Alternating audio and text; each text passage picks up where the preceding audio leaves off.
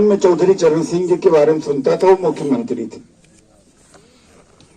और यह भी सुनता था कि हरियाणा और पंजाब में, खासतौर से हरियाणा में, जाट के सिवाय कोई मुख्यमंत्री टिक ही नहीं सकता। भले जाट समाज के बीच में चर्चा न हो, लेकिन जेएनयू के कैंपस में ऐसा होती थी बात, पढ़ाई लिखाई। हमेशा जब केंद्र की सरकार होती थी तो 2 कैबिनेट मिनिस्टर कम से कम जाट समाज से होते थे, और हरियाणा का मुख्यमंत्री होना जरूरी है भी। लोग कहते हैं हम जाट समाज की हितैषी हैं, हम चौधरी हैं, तो अपने समाज के लिए कर क्या रहे। 2013 का तारीख बहुत इंपॉर्टेंट है।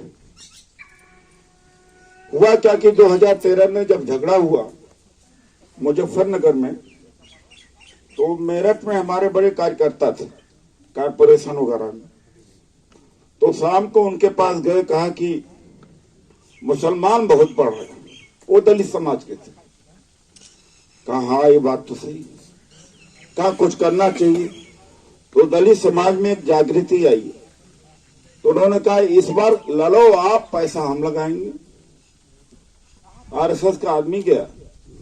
होता क्या था, अमूमन उत्तर प्रदेश में आप जानते थे हमेशा कर्फ्यू लगता था 2-4 शहरों में, महीने 2-2 महीने लगता था।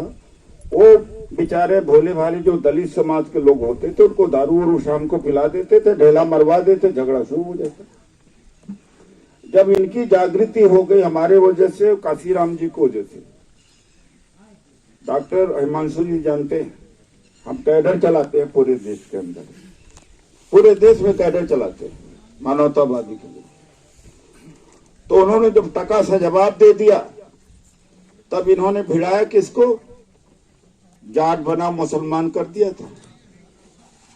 उत्तर प्रदेश की सत्ता ले ली थी।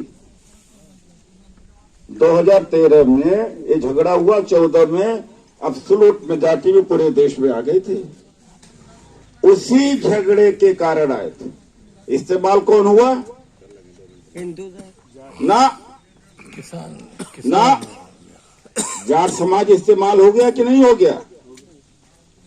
वो जाट मुसलमान का झगड़ा था भाई, इस बार दलित नहीं भिड़ा था। झगड़ा की गाँवजी नाम जाट खाना नहीं ये बात थी, बरगला दिया गया था नंबरदार जी, मैं वहां का हूं, मैं जानता हूं। लेकिन मैं यह कहना चाहता हूं, लड़े कोई लड़े या भिड़े हम ये नहीं कहते, लेकिन नाम तो हुआ था, चाहे जिसका हो। उसके बाद में केंद्र की सत्ता से गए और या हरियाणा से भी गए कि नहीं गए। चौधरी साहब यही समझाने की कोशिश कर रहे थे, ये सच्चाई है। एक बार हुआ, मुझसे रहा नहीं गया, जब आरक्षण के ऊपर आंदोलन हो रहा था, तो केसेस वगैरह बहुत लागे। प्रकाश जो आईपीएस थे, उनसे भी मेरी बात हुई। वो उनके जांच उन्हीं के उसमें जो हुआ था कि रोहतक में आरएसएस का प्रचार, मैं बता रहा हूं कि अरे जाठों ने तो चुन करके गैर जाठों की दुकान जलाई है। मैं आपको बता रहा हूं, आपको ना पता हो। जब प्रकाश जी को, क्या नाम है पूरा, प्रकाश जो है आईपीएस, सीनियर आईपीएस आयोग बना था उसका। हाँ आयोग। मैंने उनसे कहा, हम कहा प्रकाश जी अन्याय मत करिएगा, इन्हें बदनाम करने की कोशिश किया जा रहा है। अंत में रिपोर्ट खैर माइल्ड आई, बहुत स्ट्रांग रिपोर्ट नहीं आ पाई। मैं वो नहीं, उस पर खैर रिपोर्ट पर मैं नहीं जाना चाहता। इनको आइसोलेट किया गया। तब मैंने एक ट्वीट लिखा था, मेजर हिमांशु जी, कि जब अधिकार मांगता है जब जाट समाज,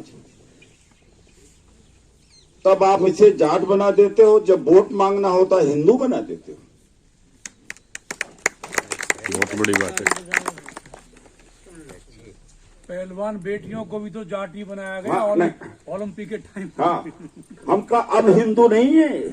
जब न्याय लड़कियां मांग रही तो हिंदू नहीं है, तब जाट हो गई। कान पक गए थे चौधरी साहब, अरे जाटों का है, जाटों का। मैं पार्लियामेंट हेल्थ क्लब में जाता हूँ, पार्लियामेंट में जाता हूँ, ऐसा माहौल बना। मुझसे रहा नहीं, 500 दलितों मुसलमानों को लेकर के मैं जंतर मंतर पर पहुंचा। और उस दिन भूपेंद्र हुड्डा जी भी थे। हमने कहा कौन कहता है कि ये जाटों का ही मामला है? यहाँ दलित शामिल है, यहाँ मुसलमान शामिल है। जंतर मंतर ये किया। साल भर में टिकरी बॉर्डर पर, सॉरी गाजीपुर बॉर्डर पर, मेजर हिमांशु जानते हैं, टेंट लगा के बैठा था। और सॉरी रबना जी जानती, मेरे पार्टी का कोई शायद नहीं बैठा था। मैं पार्टी से शिकायत करता था कि क्यों नहीं इस पे कूदते। ये भी हमारा इतिहास है। अब फैसला आपके हाथ में। हमारा काम अच्छा रहा है तो वोट दे देना। अगर 5 साल हमारा अच्छा है तो वोट दे देना। अगर 5 साल के बाद मेरे बाद 5 साल वाला ने अच्छा काम किया तो उसको वोट दे देना। वो आपसे अच्छा गाना गाता था और कुछ नहीं। मैं जौनती गांव में गया चौधरी साहब, ये जौनती झीमतपुर के हैं। कहाँ है भाई? 122 घरों में रबीना जी पर्सनल लैट्रिन बनवाए, वो ऑस्ट्रेलिया से पैसा ले आके। 84 घरों में, ये दलित लोग गरीब हैं, 84 लोगों के घरों में व्यक्तिगत टॉयलेट बनवाया, सार्वजनिक नहीं। अभी रवीना जी कह रही थी, बहुत बढ़िया से बात कर रही थी, हाँ फोटो, कि भाई कांग्रेस की गारंटी है। उस बुढ़िया ने कहा कांग्रेस की गारंटी नहीं, उदित राज की गारंटी है। मैं अनपढ़ हूँ, मैं पढ़ नहीं सकती, लेकिन उदित राज जी मेरी गारंटी है। तो काम अच्छा है तो दे देना और दिलवा देना। धन्यवाद।